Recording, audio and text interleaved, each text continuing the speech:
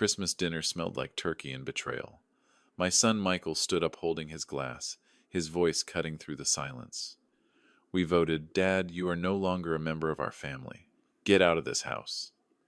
The guests froze. Emily, his wife, was smiling slightly. I smiled back, handing him a folder. "Here is a parting gift for you, son." He opened it and screamed. Everyone was watching, not realizing that my revenge had just begun. They thought they had destroyed me, but they were wrong. Before we continue, please subscribe to the channel, and let us know where you are listening in the comments. The dining room smelled of roasted potatoes and resentment. The old oak table scratched from decades of family dinners, or the weight of our latest battle. Dirty plates sat untouched. Coffee gone cold in chipped mugs. Michael stood at the head, his face flushed, gesturing wildly like a conductor of chaos. Emily sat across from me, arms crossed, her manicured nails tapping a rhythm of disdain. He gripped my fork, its cold metal grounding me as their words sliced through the air. "Dad, we need the money," Michael snapped, his voice sharp enough to rattle the glacier. "This house is falling apart.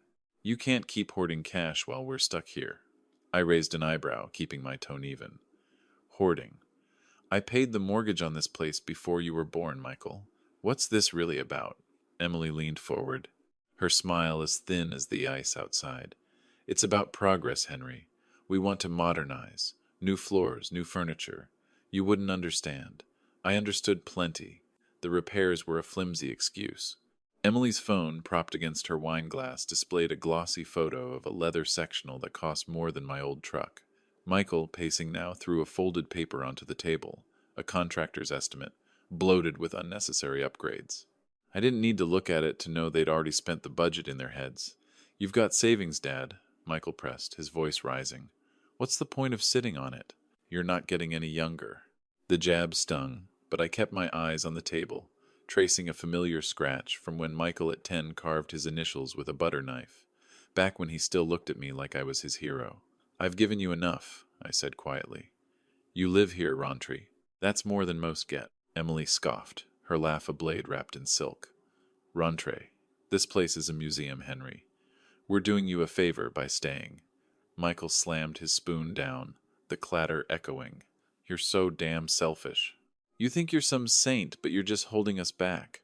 The room fell silent, the kind of quiet that presses against your chest. I tightened my grip on the fork, my knuckles widening. Not the first time he'd raised his voice, but this felt different, raw, final. Emily's eyes glinted with triumph, like she'd been waiting for this explosion. I could have shouted back, could have listed every sacrifice, the overtime shifts, the college tuition, the car as old to buy his first junker. But words wouldn't reach them. Not anymore. "Selfish," I repeated, letting the word hang. "That's what you think?" Michael leaned closer, his breath hot with wine. "You're damn right. You're not needed here anymore, Dad. We can handle this place without you." The air shifted heavy with the weight of his words. Emily's lips twitched, barely hiding her satisfaction. I set the fork down, deliberate, and stood. My chair scraped against the hardwood, a sound that felt louder than it should. I looked at Michael, then at Emily, their faces a mirror of greed and certainty. They thought they'd won. "I see," I said, my voice steady despite the fire in my chest. "You've made yourselves clear." I turned, my boots heavy on the floor, and walked toward the hallway. Michael called after me, his tone mocking. "What? That's it? You're just gonna sulk?" I didn't answer. The dining room door loomed ahead, its chipped paint a reminder of better days. As I reached for the knob, a single thought burned through the haze of betrayal. I'd given him everything, my time, my dreams, my home, no more. The door clicked shut behind me, muffling their voices. I stood in the dark hallway, my pulse steadying. They thought they could break me. They were wrong. I'd show them what selfish really meant. My bedroom was a time capsule, every corner holding ghosts of a life I'd built and lost. The wooden bed creaked under me as I sat, the mattress sagging from years of restless nights. A single lamp cast a warm glow over the room, catching the dust on a framed photo of Elizabeth and Michael taken when he was 6. His gap-toed grin stared back, so different from the man who just screamed I wasn't needed. My fingers brushed the glass, trembling slightly. How had it come to this? The house was silent now, the kind of quiet that amplifies your thoughts. I opened the drawer of the bedside table, pulling out an old photo album, its leather cover worn smooth. Flipping through, I stopped at a picture of Michael at 16, holding a football, his eyes bright with dreams I'd helped fund. I'd sold my Chevy Tope for his college applications, telling Elizabeth it was just a car. She'd squeezed my hand, her smile, saying she knew better. We'd both believed it was worth it. Another page, another memory. Michael's graduation. I'd worked double shifts to cover his tuition, my back aching from long hours in construction sites. He'd hug me that day, his cap askew, promising to make me proud. I'd believed him. Now the memory twisted like a knife. He'd never said thank you, not once. And after Elizabeth's cancer took her 3 years ago, he drifted further, leaving me to rattle around this house alone. Until Emily came along, her sharp ambition sinking claws into him.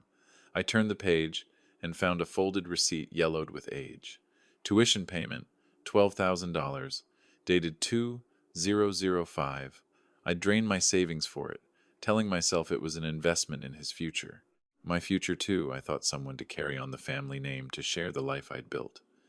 Instead, he brought home Emily, her cold eyes sizing up the house like it was a prize to be claimed. She changed him, or maybe she just revealed who he'd always been. The album snapped shut. I set it aside, my gaze falling on Elizabeth's photo. Her soft curls, her warm eyes, they'd always steadied me. "I tried, Liz," I whispered, my voice rough. I gave him everything, but trying wasn't enough. Not when he stood in my dining room, spitting venom, egged on by a woman who saw me as an obstacle. The fork I'd gripped earlier flashed in my mind. Its wet, a reminder of the anger I'd buried. No more burying. I stood crossing to the window. Outside, snow fell in slow, heavy flakes, blanketing the street in white. The neighborhood was asleep, its Christmas lights blinking through the haze. I pressed my hand to the cold glass, my reflection staring back. Gray hair, tired eyes, beauty jaw set with purpose. I'd spent decades being the father who provided, who forgave, who waited. And for what? To be told I wasn't needed. A memory surfaced. Michael, maybe 8, slamming his bedroom door after I'd grounded him. Even then, he'd had a temper, but he'd always come back, sheepish, with an apology. That boy was gone. The man he'd become didn't deserve my patience. Neither did Emily with her calculated smiles and dreams of a life she hadn't earned. I picked up my phone from the nightstand. It screamed, glowing in the dim room. My thumb hovered over Tom's number. He'd know where to start. Someone who'd seen the world's ugliness and still came out swinging. The snow kept falling, soft and relentless. I wasn't a victim. Not anymore. I'd been their foundation for too long. It was time to build something new. The old oak smelled of whiskey and worn leather, its dim lights casting long shadows across the wooden paneling. I sat in a corner booth, the vinyl seat creaking as I leaned forward, my hands wrapped around a glass of bourbon. Across from me, Tom sipped his beer, his gray sweater as frayed as his patience. He'd been my friend since the days we argued over blueprints at the engineering firm back when life made sense. Now, he was a retired lawyer with a knack for cutting through nonsense. I told him about the fight. Michael's shouting, Emily's smirks, the way they tried to gut me with words. Tom listened, his eyes narrowing, the lines on his face deepening with every detail. When I finished, he set his glass down, the clink loud in the quiet bar. "They're vultures, Henry," he said, his voice growly. "Think they can peck you apart because you're old. You going to let them?" I swirled the bourbon, watching the amber liquid catch the light. "No, I'm done letting them," Tom grinned. A rare thing that meant trouble for someone. "Good. Hit M where it hurts. Money, pride. Find their weak spot." I nodded, my mind already turning. Michael was impulsive, always chasing the next shiny thing. A new car, a bigger TV. Emily was worse, her ego tied to appearances. Her Instagram feed a shrine to a life she couldn't afford. They thought they could bully me out of my own home. I'd show them what a lifetime of planning could do. Legally, I added, meeting Tom's gaze. "No mistakes," he chuckled, leaning back. Spoken like the guy who double-cheat every contract I ever wrote. "You've got this, Henry. They don't know who they're messing with." I pulled a small notebook from my coat pocket, flipping it open. My pen scratched across the page, the word account standing out in sharp ink. Michael's finances were a mess. I'd seen the late notices he tried to hide. The way Emily flinched when the credit card reader beeped too long, that was my starting point. "You're scarier than I thought," Tom said, raising his glass. "To justice." I clinked my glass against this, the bourbon untouched. "To consequences." The bar hummed around us, a low buzz of conversation and clinking bottles. A jukebox in the corner played some old country tune, the kind Elizabeth used to hum while cooking. I pushed the thought away. Nostalgia wouldn't help me now. Tom leaned forward, his voice dropping. "You sure about this? Once you start, there's no going back." I met his eyes steady. "They made their choice. Now I make mine." He nodded, a glint of respect in his gaze. "Then don't flinch. They'll squirm when you tighten the screws." I tucked the notebook away, my fingers brushing the rough fabric of my coat. The plan was forming, pieces clicking into place like the blueprints I used to draw. I'd been an engineer once, building things that lasted. This time I'd build their downfall brick by careful brick. I stood tossing a few bills on the table. The bourbon sat untouched, its surface still. "Thanks, Tom. I'll call you."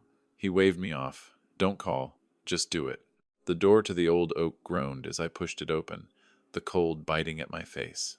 Snow crunched under my boots, the street lights casting a pale glow over the empty sidewalk. My breath clouded in the air, but my mind was clear. Michael thought he could erase me. Emily thought she could outsmart me. They'd built their lives on my foundation, and I knew exactly where the cracks were.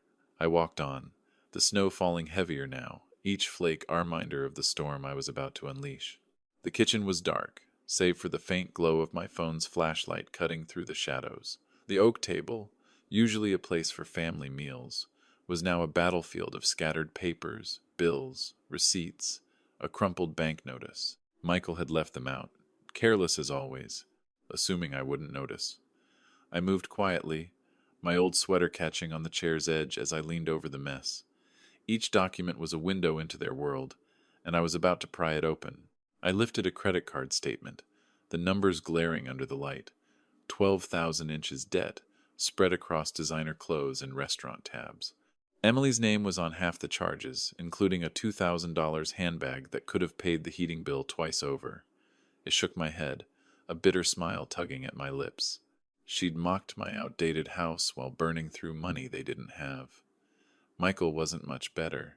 Late car payments, a gym membership he never used. Their greed was a house of cards, and I was ready to pull the first one. My fingers paused on a bank notice, the word overdue, stamped in red.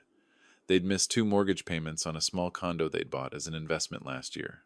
Michael had bragged about ITAT dinner once, saying it would make them rich.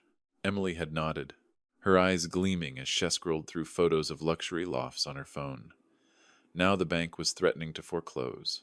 I scribbled the account number in my notebook. The pen scratched loud in the silent house.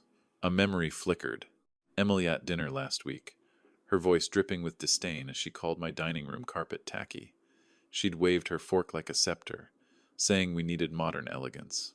Michael had laughed, agreeing, while I'd stared at the family photos on the wall, wondering when my son had stopped seeing this house as home.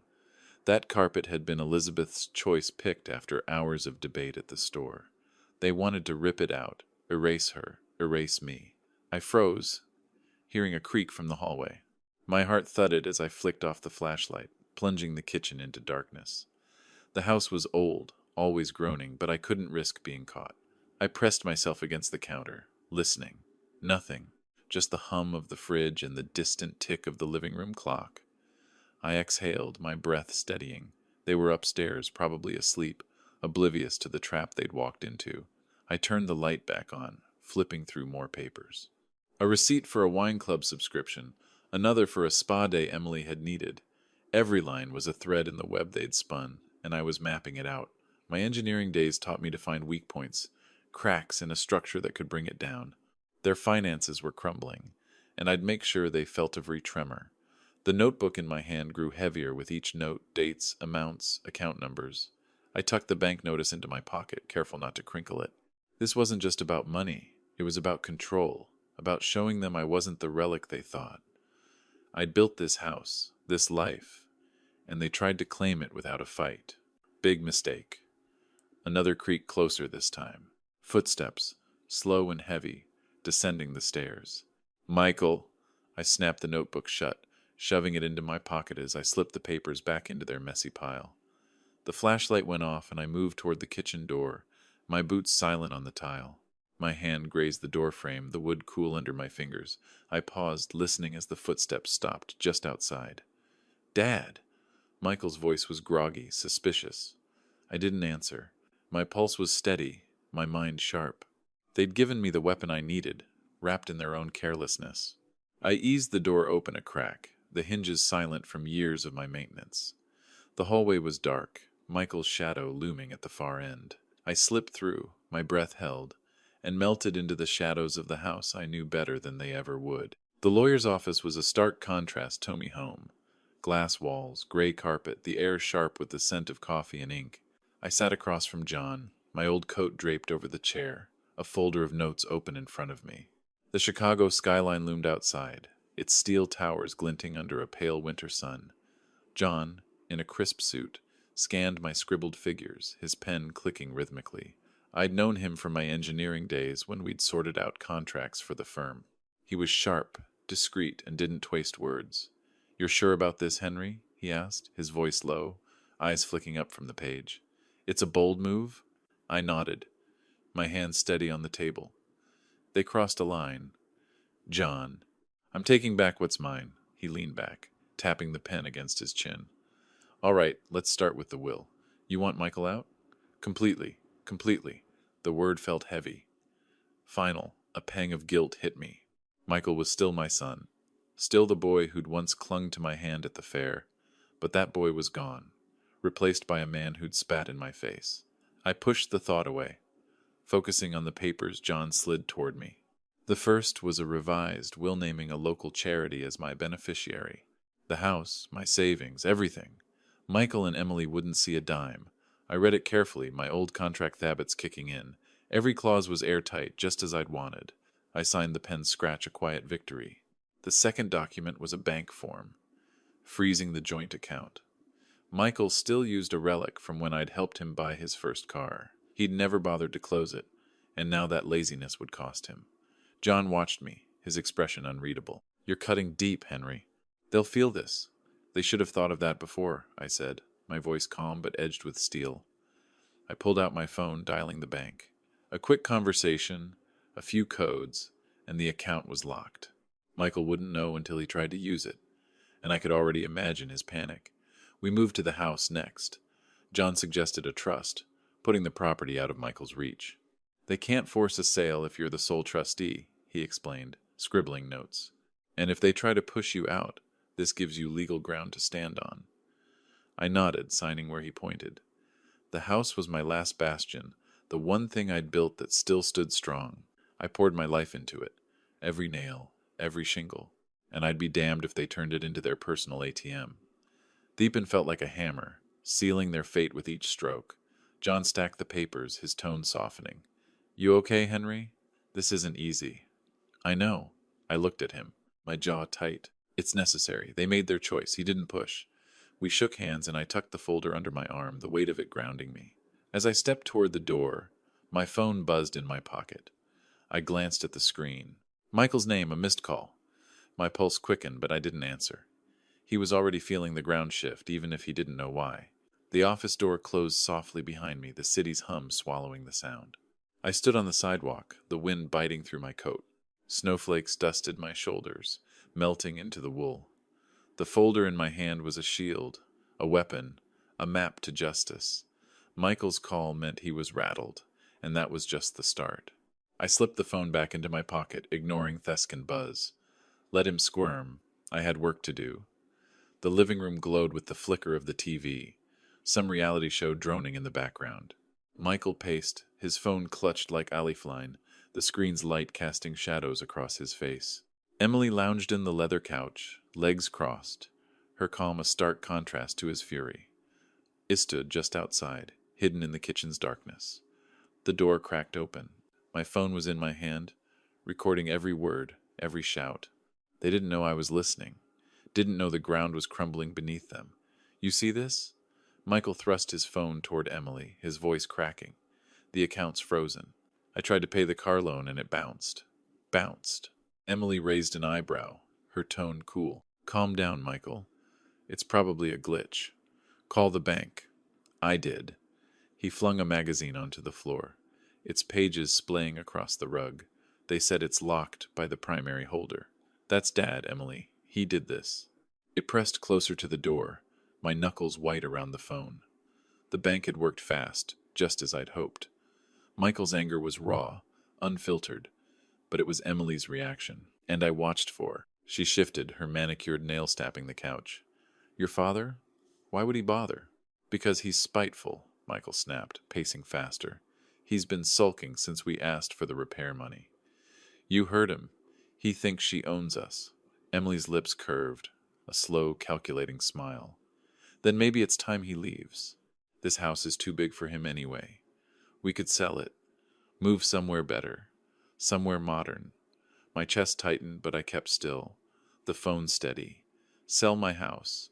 The one I built with Elizabeth, where we'd raised Michael, where her laughter still echoed in the walls. They weren't just greedy, they were ruthless. I forced my breathing to slow, my engineer's mind clicking through their words, filing them away. Every syllable was evidence, fuel for the fire I was stoking. Michael stopped pacing, his shoulders slumping. You think we can just kick him out? Emily leaned forward, her voice low, conspiratorial. He's old, Michael, vulnerable. Well, say it's for his own good. Find him a nice little apartment somewhere cheap. The house stays with us. It's only fair. Fair. The word burned, but I didn't move. My thumb hovered over the phone, the recording ticking on. They were plotting right in front of me, oblivious to the news tightening around them. I'd known they were selfish, but this was a new low. My home, my life, reduced to a stepping stone for their ambitions. Michael hesitated, running a hand through his hair. He won't go quietly. You know how stubborn he is. Then we make him, Emily said, her voice sharp now. We'll talk to a lawyer, figure out our options. He can't stay here forever, dragging us down with him. The TV flickered, a laugh track jarring against the tension. I eased back, my boots silent on the tile. The door's shadow hid me as Emily stood, crossing to the window to check the lock. She was thorough.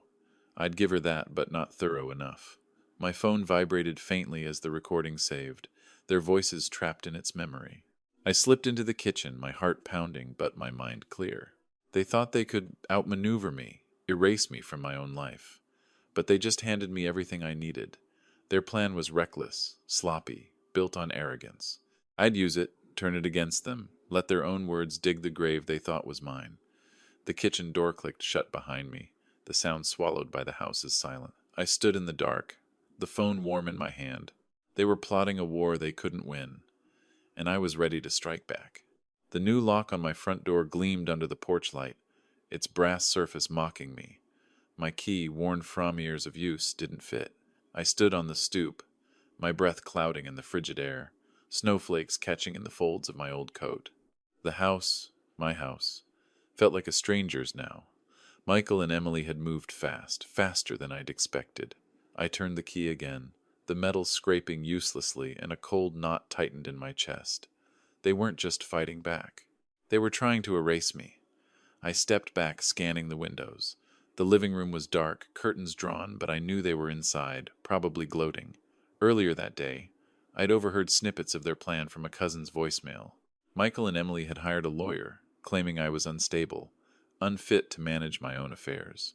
They'd spread the story to relatives, painting me as a senile old man who'd lost his grip. Now this lock, it wasn't just a barrier. It was a declaration of war. I circled the house, my boots crunching through the snow. The side door was locked too, its new deadbolt as unyielding as the front. My fingers brushed the door frame, remembering the summer I painted it with Elizabeth, her laughter mixing with the smell of fresh paint. That memory stung, but I shoved it down. Sentiment wouldn't help me now. I needed a way in, or at least a way to turn this against them. Inside, I imagined Michael pacing, his voice sharp as he barked at their lawyer. I'd seen him like this before, red-faced, gesturing wildly, always needing to be the loudest in the room. Emily would be calmer, her words precise, twisting the narrative to make their betrayal sound noble. I could almost hear her. It's for his own good. He can't live alone anymore. The thought made my jaw clench. They didn't know me at all. I pulled out my phone. The screens glow harsh against the night. Tom's number was at the top of my recent calls. I dialed, keeping my voice low as I leaned against the garage. They changed the locks, I said when he picked up, and they're telling everyone I'm crazy. Tom's laugh was rough, unamused. Bold move for a couple of amateurs. You got a plan? Working on it? I said, my eyes on the house. They're digging their own grave. I just need to push. Don't let M rattle you, he warned. They're scared. That's why they're pulling this stunt. Scared or not, they'd crossed a line. I hung up, slipping the phone into my pocket. The snow fell heavier now, blanketing Baird in silence. I walked to the back door, testing the knob out of habit. Locked, of course, but as I turned away, my phone buzzed. A text from my sister-in-law, Linda. Henry, what's going on? Michael says, You're not well, call me. I stared at the message, my thumb hovering over the screen. They'd gotten to Linda, too, spinning their lies to anyone who'd listen. The sting of betrayal deepened, but it wasn't despair. It was fuel. They thought they could isolate me, turn my own family against me. They'd underestimated how far I'd go to protect what was mine. I pocketed the phone and headed down the driveway, the snow muffling my steps. The street was quiet, Christmas lights blinking on neighboring houses, their warmth of cruel contrast to the cold radiating from my own. I stopped at the curb, glancing back at the locked door. They thought they'd won this round, thought they boxed me out. But I'd built that house, every beam and nail, and I knew its secrets better than they ever would. Let them gloat. I'd find my way back in. The cafe smelled of burnt coffee and cinnamon, its wooden tables cluttered with holiday shoppers' bags. I sat near the window, my hands wrapped around a chipped mug, the steam rising in lazy curls. Across from me, Sarah fidgeted with her spoon, her bright red scarf, a splash of color against the gray day. She'd been Elizabeth's friend for decades, one of the few who still checked on me after the funeral. Now her eyes were wide with worry, her voice barely above a whisper as she leaned closer.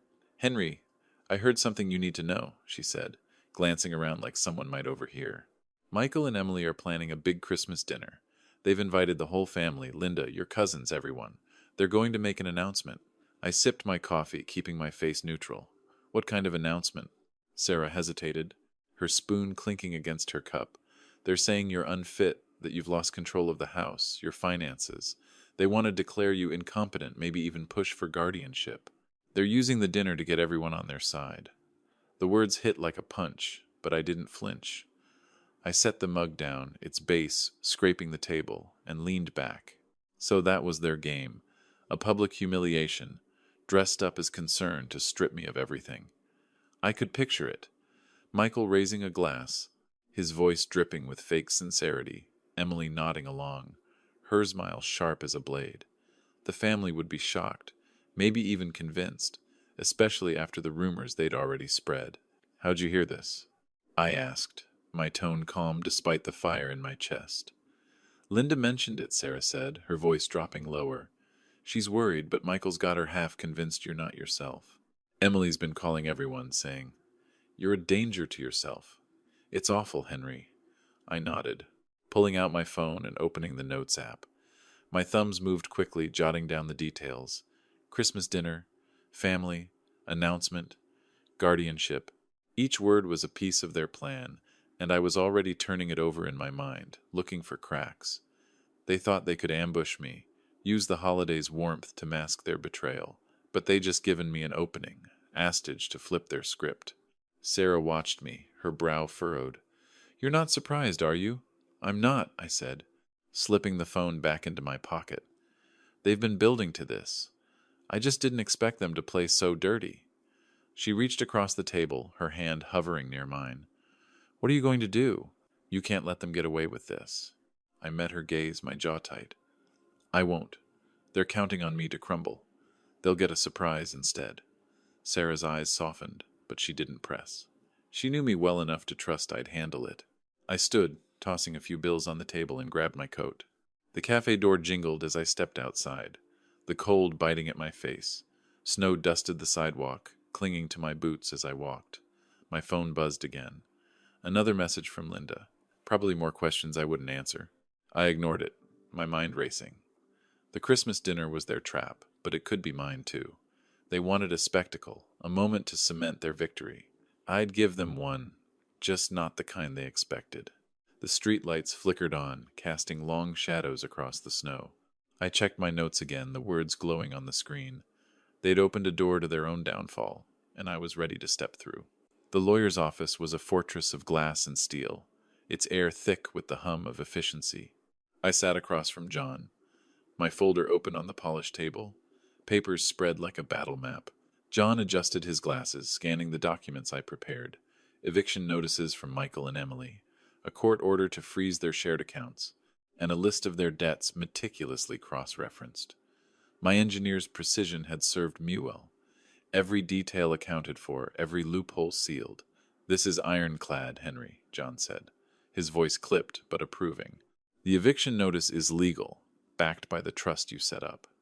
They'll have 30 days to vacate once it's served, and the account freeze, effective immediately. You've got them cornered." I nodded, signing the final page. The pen's weight felt like a gavel, each stroke a step closer to justice. "And the evidence?" I asked, tapping the folder.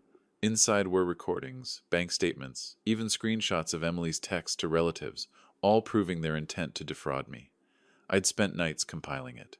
My dining room table, a war room off receipts and notes.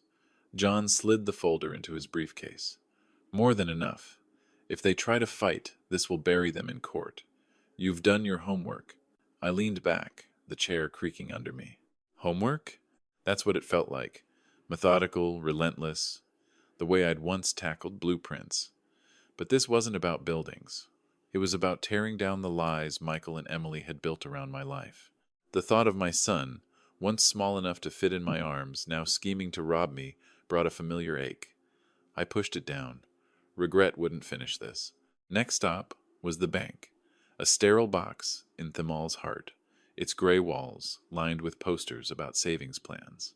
The young banker, his tie slightly crooked, typed furiously as I confirmed the freeze on Michael's accounts. "All set, Mr. Wilson," he said, his voice nervous like he sensed the weight of what I was doing. I thanked him, tucking the confirmation slip into my folder. The numbers were locked now. No more designer bags for Emily, no more reckless loans for Michael. Back in John's office, we finalized the last piece, a letter to serve at the Christmas dinner, outlining their eviction and the consequences of their actions. I slipped it into a plain envelope, its edges crisp, and placed it in my briefcase. The folder inside held everything, their debts, their lies, their recorded plot to oust me. It was my ace, ready to be played when the moment came.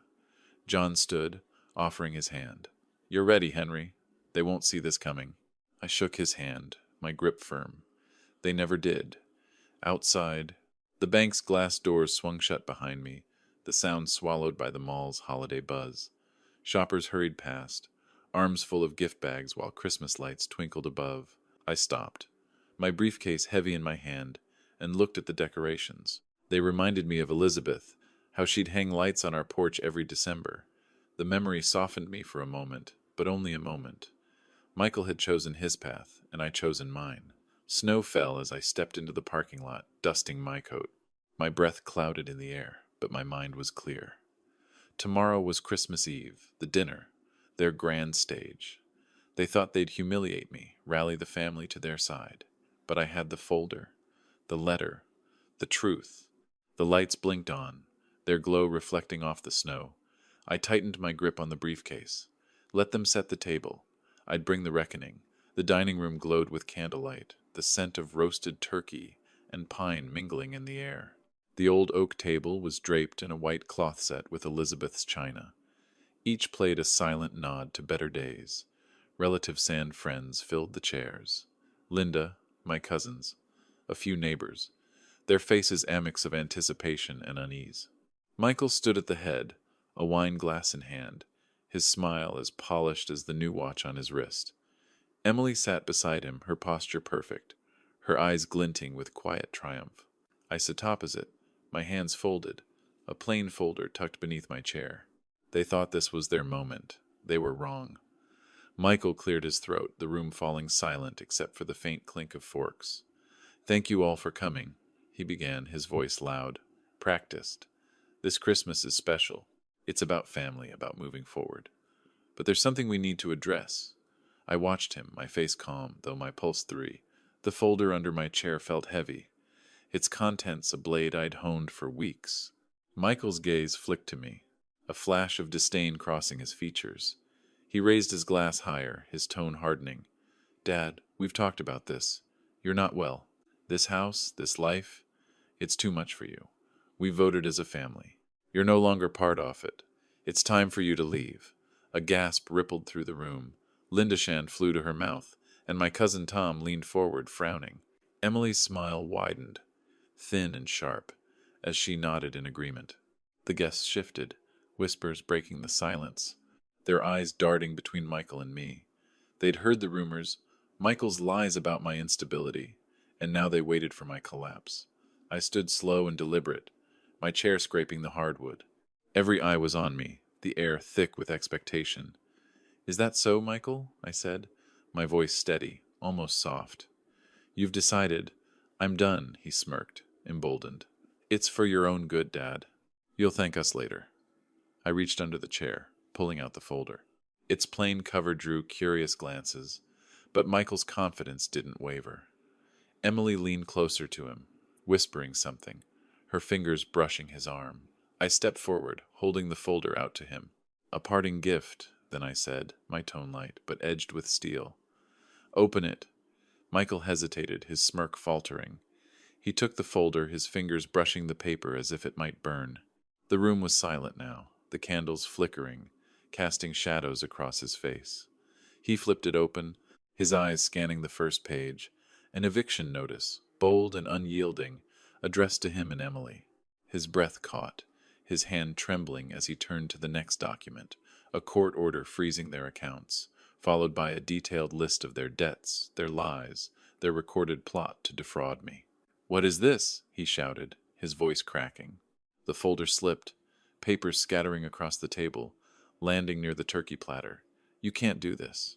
"I already have," I said. My gaze locked on his. "You thought you could take my home, my life, and call it yours. Read the rest. It's all there. Your debts, your plans, your words." Emily snatched a paper, her face paling as she read. "This is a lie," she snapped. But her voice shook, her composure crumbling. The guests leaned closer, reading over her shoulder, their whispers turning to murmurs of shock. Linda stood, grabbing a page, her eyes wide as she saw the truth. Screenshots of Emily's texts, their recording, transcript, the bank notices. "Michael, is this true?" Linda asked, her voice sharp. "You tried to sell his house?"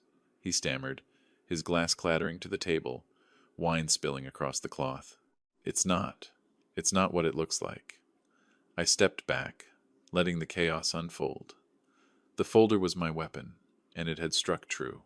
Emily's eyes darted to the guests, seeking allies, but found only disbelief. Michael's face was red, his hand shaking as he tried to gather the papers. I stood still, my heart steady, the weight of years lifting. They'd set the stage, but I'd rewritten the ending. The front door loomed in the distance, its frame outlined by the hallway's dim light. Someone pointed to it, their voice lost in the growing clamor. I didn't move, my eyes on Michael. He thought he'd broken me. Now he was the one breaking. The dining room was a storm of voices. The once orderly table now a mess of spilled wine and scattered papers. Michael slumped in his chair, his hands clutching his head, the eviction notice crumpled in his fist. Emily stood, her face flushed, her manicured nails digging into a napkin as she tried to salvage her crumbling facade. The guests were on their feet, some shouting, others whispering, their eyes darting between the documents and the couple who betrayed me. I stood at the edge of the chaos, my hands in my pockets, watching their world unravel. "Michael, explain this," Linda demanded, waving a bank statement, her voice cutting through the noise. "You told us Henry was losing his mind, but this says you plan to sell his house." Michael's head snapped up, his eyes wild. "It's not true. He's twisting everything. We were trying to help him." "Help!" My cousin Tom barked, snatching a paper from the table. "This is a recording of you plotting to kick him out. You called him a burden." Emily stepped forward, her smile forced, her voice trembling. Everyone, please calm down. There's been a misunderstanding. We only wanted what's best for Henry. Best? Sarah, Elizabeth's old friend, stood, her scarf slipping as she pointed at Emily. You lied to us. You spread rumors, said he was crazy, all so you could steal his home. The room erupted, guests talking over each other, some grabbing papers to read for themselves. A child at the far end of the table ducked behind her mother, startled by the shouting. Emily's eyes welled up, her mascara smudging, but she kept her chin high, clinging to the last scraps of her dignity. Michael, though, was unraveling faster. He lunged for the folder, trying to gather the papers, but Linda pulled it away, her face a mask of disgust. Enough, Michael, she snapped. You've shamed this family. He turned to me, his voice breaking. Dad, please tell them it's a mistake. We didn't mean it like that. I met his gaze, my expression unchanged. You meant every word I said, my voice low but firm. You made your choice. Live with it. Emily grabbed his arm, her voice a desperate hiss. Henry, we're Zori. We'll fix this. Just don't do this. We can work it out. I shook my head, stepping back. You had years to work it out. You chose greed instead. The guests were moving now, some heading for the door, their coats already in hand. Tom threw a paper back on the table, muttering something about disgrace. Linda followed, pausing to look at me, her eyes soft with apology. I should have known better, Henry, she said quietly. I'm sorry. I nodded, saying nothing. The apologies didn't matter now. The truth was out, and it was sharper than any blade. Michael's shoulders shook, his voice rising to a plea. Dad, you can't throw us out. This is our home, too. It's mine, I said, my words final. Always was. I turned, walking toward the living room, the noise fading behind me. Emily's voice cracked, calling after me, but I didn't stop. The dining room door swung shut, muffling their pleas. I stood in the dark, the glow of Christmas lights filtering through the window, casting soft patterns on the floor. The family photos on the wall watched me, Elizabeth's smile, a faint echo of what we'd lost. I straightened one, my fingers lingering on the frame. Outside, car doors slammed, engines starting as guests left. The house grew quieter, the storm subsiding. Michael and Emily were still in there, begging, bargaining, but it was over. They'd built their trap, and I turned it on them. The front door creaked open, then slammed shut, the sound sharp in the silence. I didn't look back. They'd made their bed. Now they'd lie in it. My new apartment was small, its bare walls still unfamiliar, but the wide window offered a view of Chicago skyline, its lights winking through the falling snow. I sat at a simple desk, a single lamp casting a warm glow over a blank sheet of paper. The pen in my hand felt heavy, not with ink, but with the weight of what I needed to say. Boxes lined the room, some unpacked, others holding pieces of a life I'd left behind. A photo of Elizabeth rested on a shelf, her smile steadying me as I began to write. The house was gone, sold for a good price to a young family who'd fill it with new memories. I'd walked away with enough to start over here in this quiet space where the past couldn't cling so tightly. The sale had been quick, the paperwork final, each signature a step toward freedom. Michael and Emily had vanished after that Christmas dinner, their belongings cleared out before the eviction notice's deadline. I hadn't heard from them since, and I didn't expect to. Some bridges burned clean. I pressed the pen to the paper, the words coming slowly. Michael, I wrote, my handwriting steady despite the ache in my chest. I've spent years wondering where I went wrong, what I could have done to keep you close. But you chose your path, and I had to choose mine. I forgive you not because you deserve it, but because I need to move on. This is goodbye. The words were simple, but they carried everything. The love I'd once had, the betrayal that broke it, the peace I was claiming now. I folded the letter, slipping it into a plain envelope. My fingers brushed the paper, lingering as I set it on the desk. Forgiveness wasn't for them. It was for me a way to shed the last of their weight. I'd carried them long enough.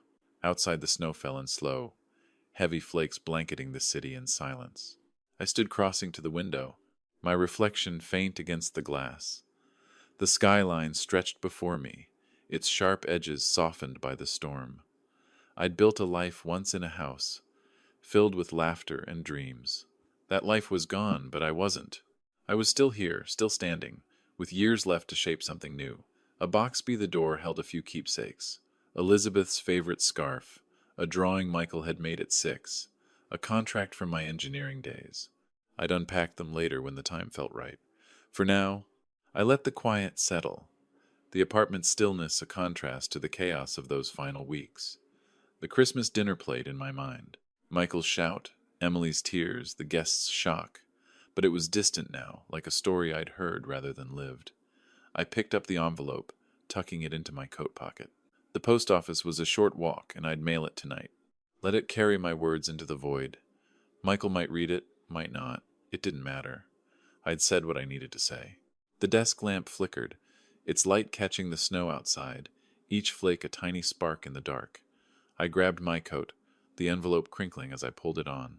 The apartment door clicked shut behind me, the sound soft but final.